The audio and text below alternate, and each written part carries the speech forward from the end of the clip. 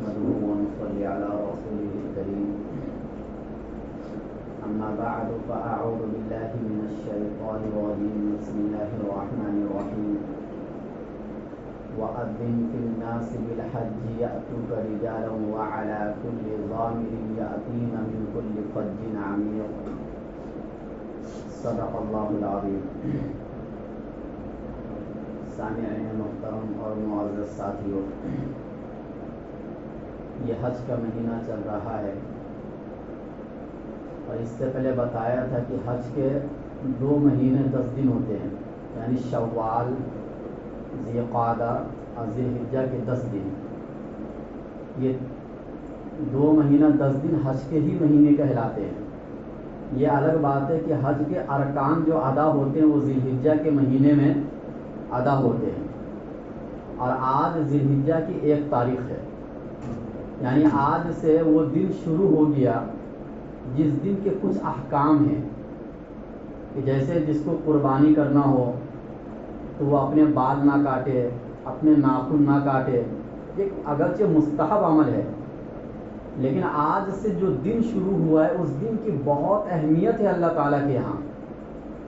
اتنی اہمیت ہے، اس کا اندازہ آپ اس بات سے لگا سکتے ہیں کہ یہ مہینہ تو پورا کا پورا محترم ہے ہی ہے، اس کے ساتھ ساتھ اللہ نے ان 10 دنوں کی قسم کھائی ہے قرآن کریم کے اندر، اور فرمایا وَلَيَالٍ عَشْرٍ، قسم ہے 10 راتوں کی، رات اور دن دونوں مراد ہے.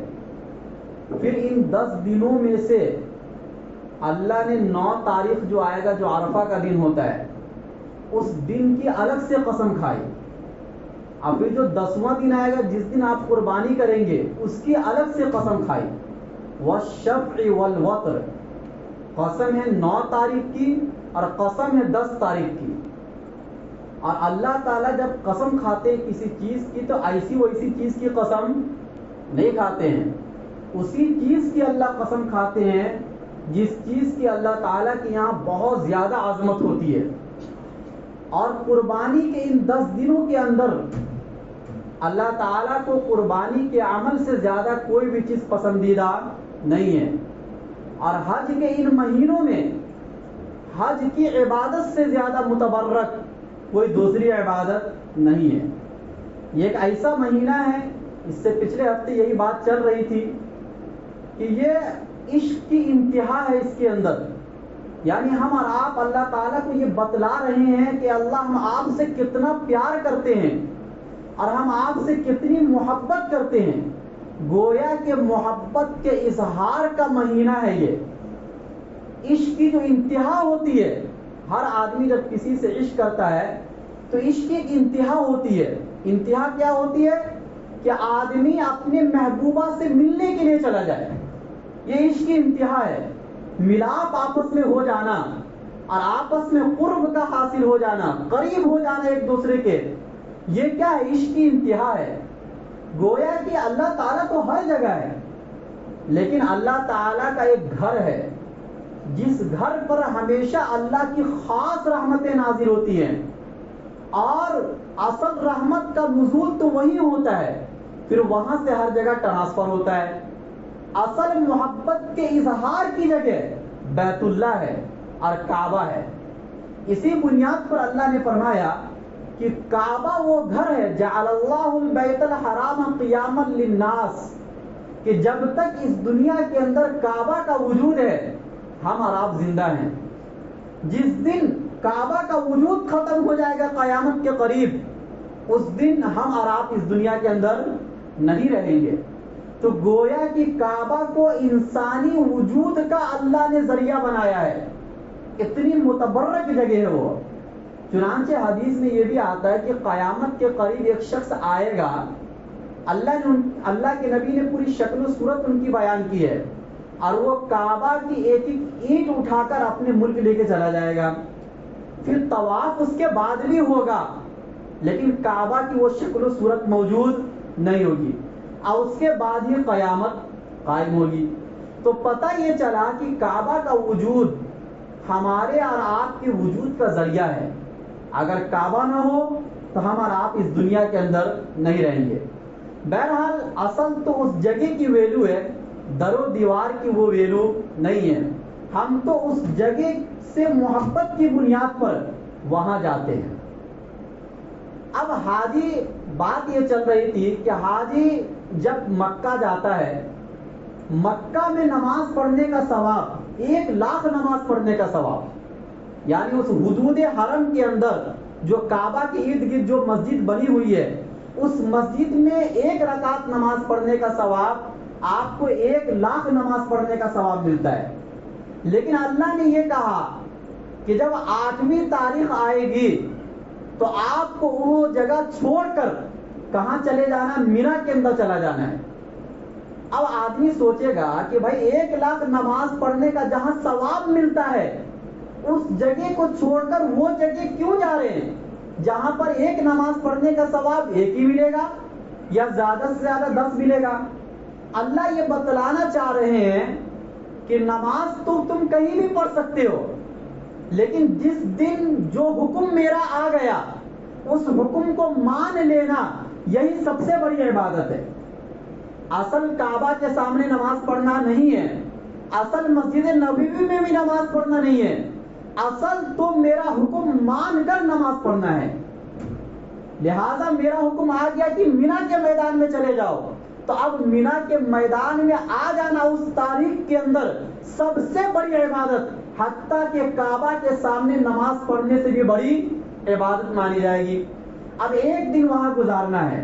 8 تاریخ کو آپ آئیں اور اس کے بعد پورا 1 دن گزار کر کے جب 9ویں تاریخ آئے گی تو فجر کی نماز پڑھ کے آپ تیاری کہاں جانے کی کرنا ہے؟ عرفات کے میدان میں. میدان عرفات اس مرتبہ مکہ والوں کے لیے جمعہ کا دن رہے گا، اگلا جمعہ جو آئے گا وہ عرفہ کا دن رہے گا، اور ہمارے عرب کے لیے سنیچر کا دن رہے گا. تو عرفہ کی کتنی بڑی فضیلت ہے انشاءاللہ اگلے جمعہ وہ بیان کیا جائے گا. اتنا یہ سمجھ لینا ہے کہ عرفہ کے میدان کی اتنی زیادہ اہمیت ہے کہ اللہ کے نبی نے فرمایا کہ اصل حج تو عرفہ ہے. یعنی اگر آپ سارے ارکان ادا کر لیے اور عرفہ کے میدان سے آپ کا گزر 1 منٹ کے لیے بھی نہیں ہوا تو آپ کا حج نہیں مانا جائے گا، اور وہ گزر صرف اسی وقت تک کے لیے بس، یعنی زوال سے لے کر اور غروبی آفتاب تک عرفہ کے میدان کا یہ ٹائمنگ ہے. اگر اس ٹائم پر آپ 1 منٹ کے لیے بھی میدان عرفات سے آپ کا گزر نہیں ہوا تو آپ اس کے بعد پورے رات دن بھی میدان عرفات میں رہیں گے، آپ کا حج ادا نہیں ہوگا. آپ کو دوبارہ اگلے سال جانا پڑے گا اور اس میدان سے گزر کر آنا پڑے گا. اچھا، دوسری چیزوں میں اگر کمی کوتاہی ہو جائے تو آپ دم کے ذریعے سے یا قربانی کے ذریعے سے اس کی تلافی کر سکتے ہیں، لیکن آپ کا گزر اگر میدان عرفات میں نہیں ہوا تو آپ 1000 قربانی بھی کر دیں گے اس کی تلافی کے لیے، آپ کا وہ رکن ادا نہیں ہوگا. یہ سمجھنے کے لیے، اس کی اہمیت کو سمجھنے کے لیے اتنا کافی ہے. بہرحال میدان عرفات کے اندر تمام حاجی بیک وقت سب کے سب 30 سے 35 لاکھ آدمی جمع ہوتے ہیں. اور وہاں کرنا کیا ہوتا ہے؟ اب ظہر کی نماز میں نے اس سے پہلے بتایا تھا اول وقت میں ادا کرنا ہے، اور عصر کی نماز بھی ظہر کے وقت میں پڑھنا ہے. حالانکہ ہر نماز کو اس کے وقت پر ادا کرنا یہ اللہ تعالیٰ کا حکم ہے قرآن کریم کے اندر. اگر ٹائم سے پہلے ادا کریں گے یا ٹائم کے بعد ادا کریں گے، ٹائم سے پہلے اگر کوئی نماز ادا کریں گے تو نماز ہی نہیں ہوگی، اور ٹائم کے بعد اگر آپ نماز ادا کریں گے نماز ہوگی لیکن قضا ہوگی، ادا نہیں ہوگی. لیکن میدان عرفات میں یہ حکم ہے کہ آپ کو عصر کی نماز ایک امام کے پیچھے ادا کرنا ہے، جس کو امام اعظم اس وقت کا کہا جائے گا، اور اس ایک امام کے پیچھے ظہر کی بھی نماز پڑھنا ہے، بیچ میں سنت بھی ادا نہیں کرنا ہے، اور اس کے بعد فوراً عصر کی نماز پڑھنا ہے. یہ میدان عرفات کا حکم اس لیے ہے تاکہ آپ کو مکمل پورا وقت ملے اللہ تعالیٰ سے دعا کرنے کا، کیونکہ اس میدان کی سب سے بڑی خصوصیت اللہ تعالیٰ سے دعا کرنا ہے. اس دن میں اللہ تعالیٰ جتنی دعائیں اپنے بندوں سے قبول کرتے ہیں کسی اور دن میں اللہ تعالیٰ وہ دعائیں قبول نہیں کرتے ہیں. اس لیے اللہ تعالیٰ نے نماز کے ٹائم کو بدل دیا تاکہ بندے کو پورا کا پورا وقت ملے اس دن کے اندر دعا کرنے کا. شام کا وقت آتا ہے، عصر کا ٹائم ہو گیا، اب روانگی کا وقت شروع ہو جائے گا نماز کے وقت کے بعد. مغرب کا وقت آپ کو راستے میں آ جائے گا، لیکن حکم یہ ہے کہ آپ کو مغرب کی نماز ادا نہیں کرنا ہے. اگرچہ وقت کتنا بھی گزر جائے، 11 بج جائے، 12 بج جائے، 10 بج جائے، اور وقتوں میں حکم یہ ہے کہ آپ کو مغرب کی نماز جلدی ادا کرنا ہے. لیکن وہاں حکم یہ ہے کہ آپ میدان مزدلفہ میں جاؤ اور مغرب اور عشاء کی نماز ایک ساتھ پڑھو وہاں جا کر. اب وہاں پر ایک امام کے پیچھے بھی نہیں پڑھو گے تو بھی آپ کو نماز ایک ساتھ ادا کرنا ہے، مغرب کی بھی نماز اور عشاء کی بھی نماز. یہ الگ حکم ہے. اگر کوئی اس وقت سے پہلے نماز پڑھ لیا، یعنی میدان مزدلفہ میں جانے سے پہلے نماز پڑھ لیا، تو اس کی وہ نماز ادا نہیں ہوگی اور حکم کی خلاف ورزی کرنے کی بنیاد پر اس کو گناہ بھی ملے گا. یہ بتلایا جا رہا ہے کہ آپ اللہ کی محبت میں، اللہ کی عشق میں آئے ہو، اور عشق اسی کو کہا جاتا ہے جس میں خلاف عقل کام ہوتا ہے. عشق کے تمام کام کیسے ہوتے ہیں؟ خلاف عقل ہوتے ہیں. اور آپ کو بظاہر اعتراض ہوگا ان تمام کاموں پر، لیکن جو عشق کرتا ہے اس کے لیے یہ سب چیزیں اعتراض کی نہیں ہوتی ہے. آپ اگر کسی کو دیکھو گے کہ کوئی کسی پر دیوانہ ہے، کوئی کسی پر فدا ہے، اور وہ ہر وہ کام کرے گا جو آپ کو غلط لگے گا، لیکن جب آپ اس کو سمجھانے جاؤ گے تو وہ یہی کہے گا بھائی میرے محبوب کو یہی عادت اچھی لگتی ہے. جب میرے محبوب کو یہ عادت اچھی لگتی ہے تو آپ کو اچھی لگے یا نہ لگے اس سے ہمیں کوئی لینا دینا نہیں ہے. جب اللہ تعالیٰ کو یہی اچھا لگتا ہے کہ آپ وقت پر نماز نہ پڑھو، وقت کے بعد میدان مزدلفہ میں جا کے نماز پڑھو، آپ سلا ہوا کپڑا نہ پہنو، آپ خوشبو نہ لگاؤ، آپ ٹوپی بھی نہ پہنو، آپ ہر وہ کام نہ کرو جو بعد میں آپ کے لیے جائز ہو جائے گا. پتہ یہ چلا کہ یہ محبت کا اظہار ہے اور ہمیں وہی کام کرنا جو میرے محبوب کو اچھا لگ رہا ہے. دنیا کو اچھی لگے یا نہ لگے، خود آپ کو بھی وہ لباس اچھا لگے یا نہ لگے، اس سے کوئی لینا دینا نہیں ہے. اب میدان مزدلفہ میں آپ چلے گئے، آپ کو رات وہاں گزارنا ہے.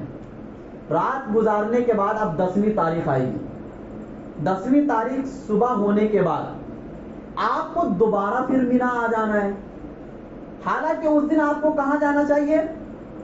دیکھا جائے تو کعبۃ اللہ جانا چاہیے، مسجد حرام جانا چاہیے، عید کی نماز ادا کرنا ہے 2 رکعت 10 تاریخ کو، اور اس کے بعد قربانی کا عمل ہوگا.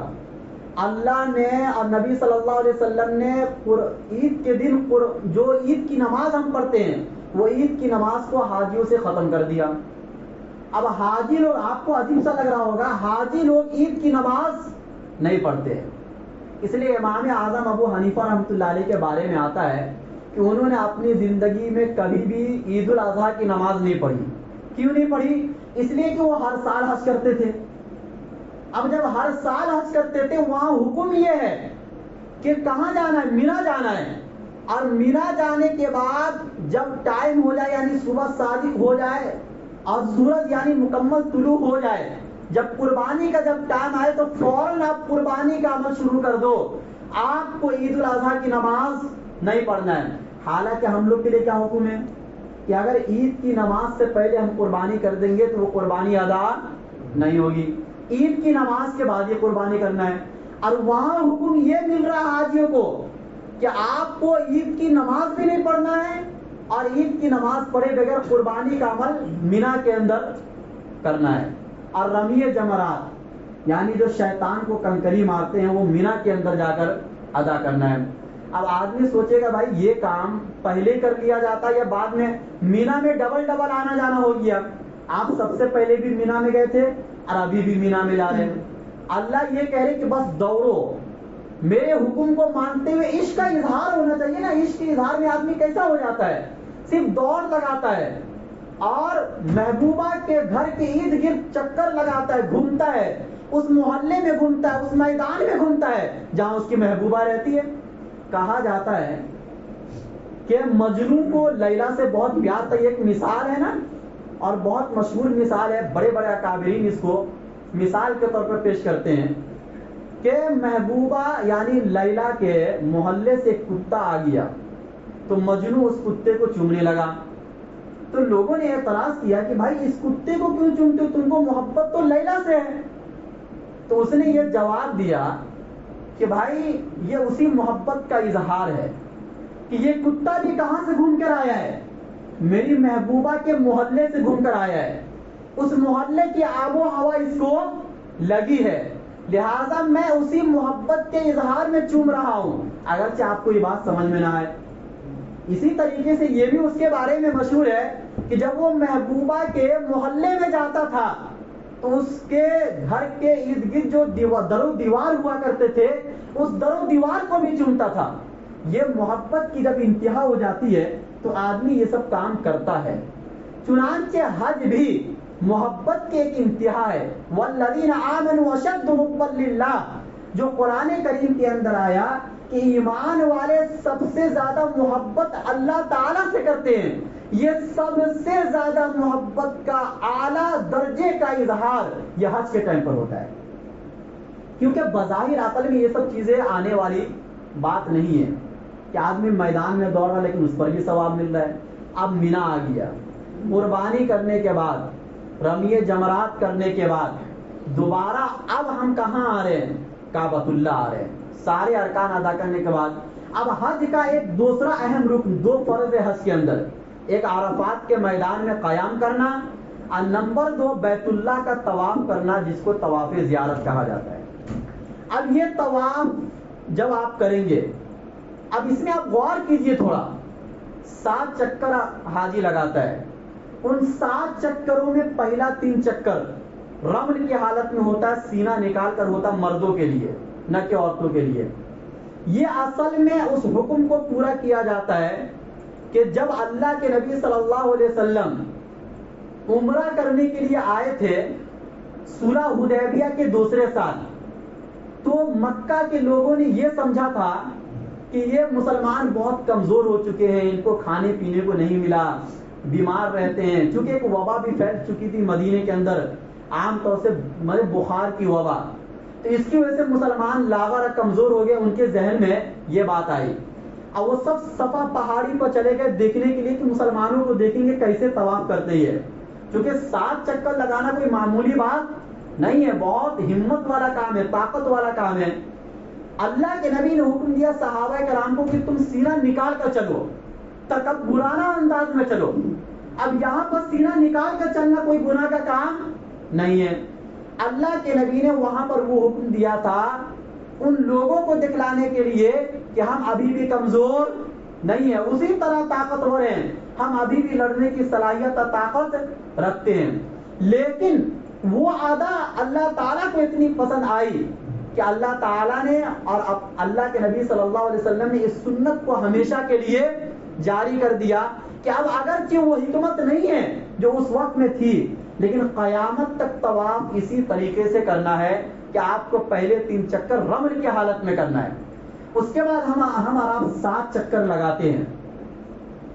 یہ ایک محبت کا اظہار ہے کہ جب آدمی کو محبت ہو جاتی کسی سے تو اس کے گھر کے ارد گرد وہ گھومتا ہے اور اس گھومنے کا الگ ہی مزہ ہوتا ہے۔ چنانچہ جو لوگ طواف کر کے آئے آپ ان سے پوچھئے تو وہ یہی کہیں گے کہ جو مزہ طواف کرنے میں ملتا ہے حقیقت میں کسی اور عبادت میں اتنا مزہ نہیں ملتا ہے، کیونکہ کعبہ جس کو اللہ تعالیٰ نے اپنا گھر قرار دیا، آپ اس گھر کے ارد گرد گھوم رہے ہیں، اور وہ حجر اسود جس کو کسی زمانے میں ہمارے پیارے پیغمبر محمد صلی اللہ علیہ وسلم نے اپنے ہونٹوں سے چوما تھا، آپ کو وہ چومنے کا موقع مل رہا ہے۔ اس سے بڑی سعادت کیا ہو سکتی ہے؟ اس سے بڑا محبت کا اظہار کیا ہو سکتا ہے؟ اور پھر طواف کرنے کے بعد 2 رکعت نماز آپ ادا کرتے ہیں مقام ابراہیم، واتخذوا من مقام ابراہیم مصلی۔ اللہ تعالیٰ نے حکم دیا کہ اس مقام ابراہیم کو نماز پڑھنے کی جگہ بناؤ۔ وہ مقام ابراہیم کیا ہے؟ اللہ کے پیارے پیغمبر حضرت ابراہیم علیہ السلام جب کعبہ کی بنیادوں کو اٹھا رہے تھے، دیوار لمبی ہوتی جا رہی تھی، اس زمانے میں کوئی سیڑھی نہیں تھی کہ جس پر چڑھ کر وہ دیوار کو اور اونچا کر سکے، ایک پتھر پر کھڑے ہو گئے، اور جب ابراہیم علیہ السلام اینٹ ڈالنے کا ارادہ کرتے تھے تو پتھر آپ کو لے کر اٹھ جاتی تھی۔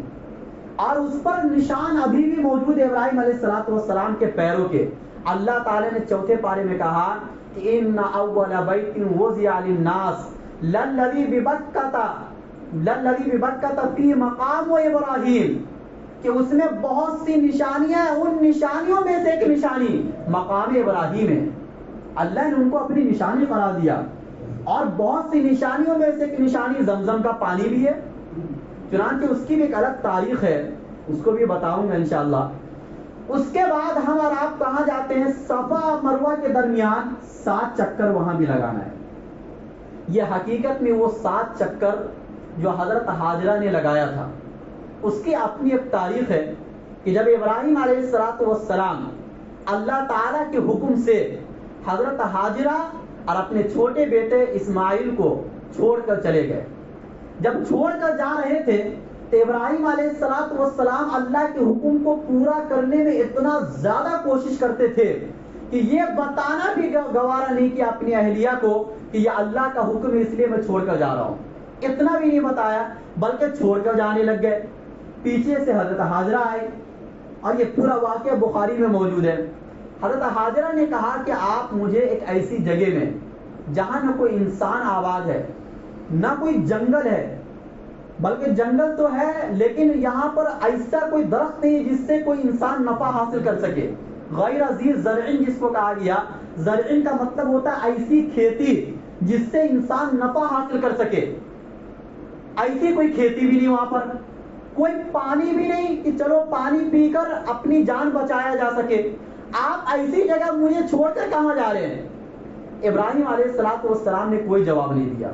پھر حضرت حاجرہ نے کہا کیا یہ اللہ کا حکم ہے یا آپ اپنے مشورے سے کوئی کام کر رہے ہیں؟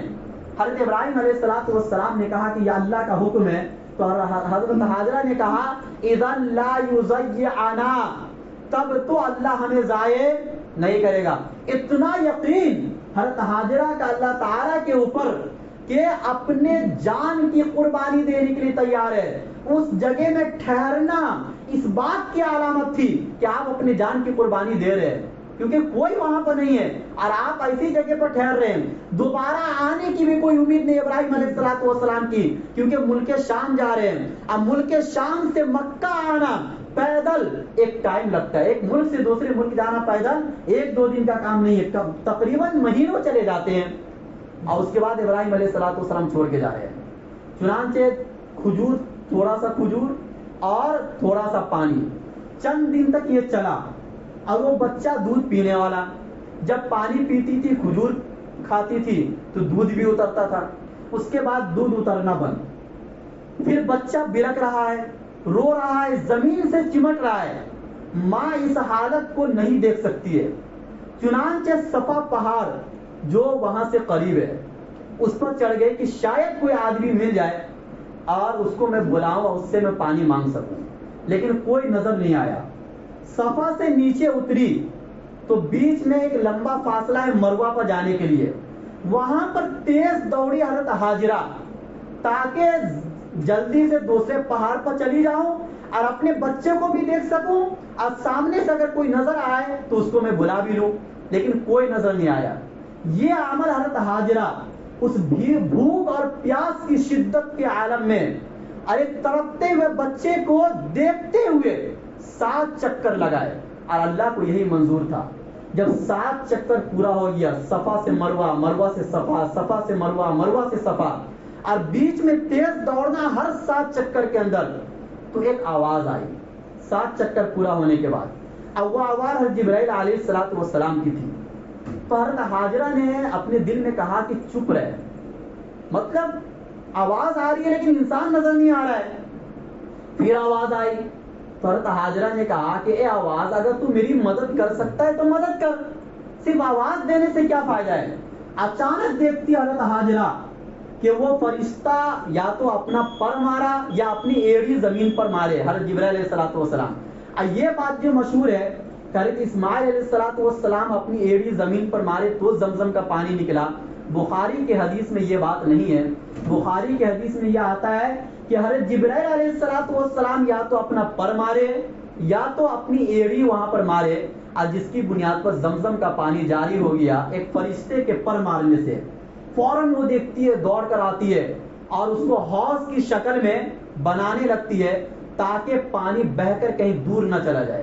اللہ کے نبی صلی اللہ علیہ وسلم فرماتے ہیں کہ رحم فرمائے اللہ تعالیٰ حضرت حاجرہ پر کہ اگر وہ پانی کو اس وقت میں حوض کی شکل میں نہ بناتی تو یہ پانی پوری دنیا میں جاری ہو جاتا، یعنی بہنے لگ جاتا۔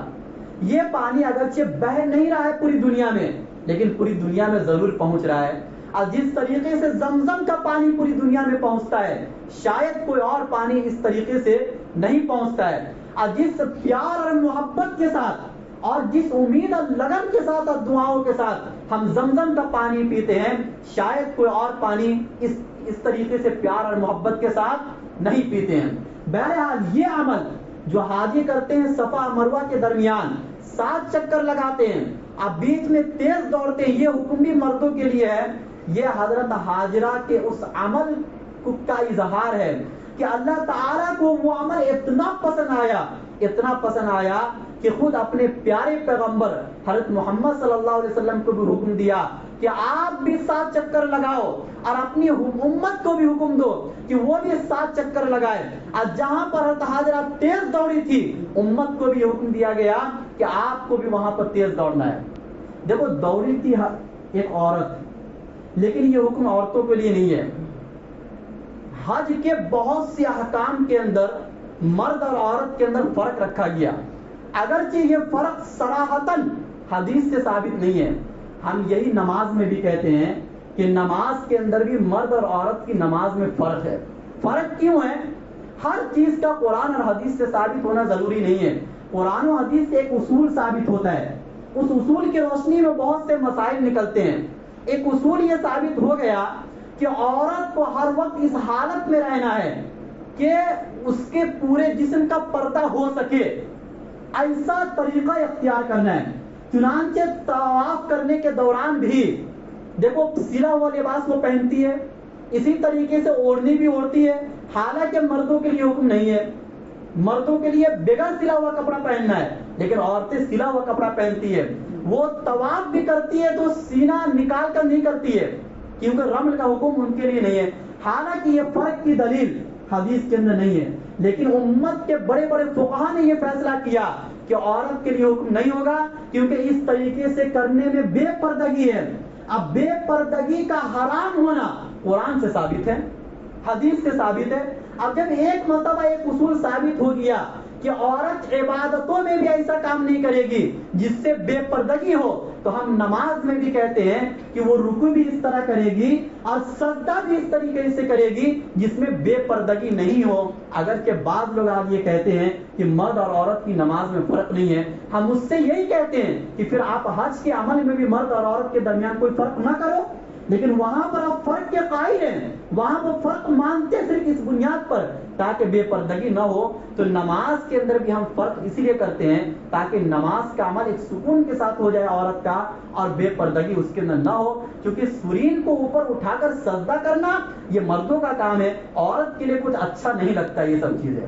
بہرحال حج کا یہ مکمل عمل ہے جس کو ہم اور آپ بارہا سنتے رہتے ہیں۔ اس سے بس یہی سبق دینا ہے کہ دیکھو ایک عشق کا اظہار ہے اور عشق کے محبت کی ایک تکمیل ہے یہ، اور ہم اور آپ اگرچہ حج کو نہ جا سکے لیکن حاجیوں جیسی مشابہت اختیار کرنے کا حکم اللہ تعالیٰ نے اپنے دوسرے بندوں کو بھی دیا کہ آپ بھی بال نہ کاٹو، آپ بھی ناخن نہ کاٹو۔ اب قربانی کا جو ایک عمل ہوتا ہے جس کو حاجی بھی کرتے ہیں، آپ بھی وہ عمل کر لو، اور جس طریقے سے حاجی اللہ اکبر کا نعرہ لگاتے ہیں آپ بھی یہ عمل کر لو۔